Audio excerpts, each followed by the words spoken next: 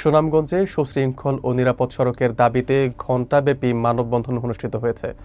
বৃহস্পতিবার সকাল 11:30টায় স্থানীয় ট্রাফিক পয়েন্টে এ কর্মসূচির আয়োজন করে বিশ্বজন স্বেচ্ছাসেবী সংগঠন। বিস্তারিত থাকছে আবু বকরের প্রতিবেদনে। সংগঠনের উপদেষ্টা নুরুল হাসান আতাহারের সভাপতিত্বে এবং সাধারণ সম্পাদক ওবায়দুল হকের সঞ্চালনায় মানববন্ধনে বিভিন্ন শ্রেণী পেশার মানুষ অংশগ্রহণ করেন।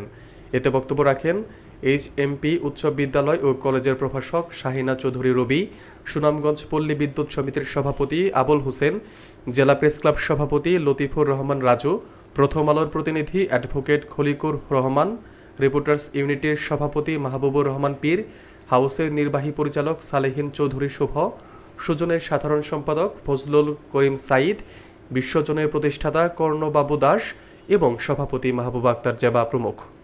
বক্তারা বলেন, সিলেট সুনামগঞ্জ সড়কে নিয়মিতভাবে ফিটনেসবিহীন ও লক্কর-ঝক্কর বাস চলাচল করছে। অনেক ক্ষেত্রে হেলপাররা লাইসেন্স ছাড়া গাড়ি চালাচ্ছে, ফলে সড়ক দুর্ঘটনা বেড়েই চলেছে। প্রশাসনের নীরবতা ও কার্যকর পদক্ষেপের অভাবে মৃত্যুর মিছিল দীর্ঘ হচ্ছে।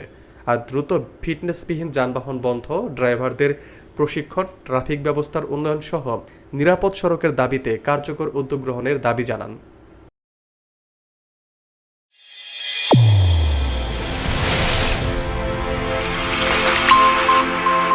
চ্যানেল A1 হৃদয়ের স্পন্দন।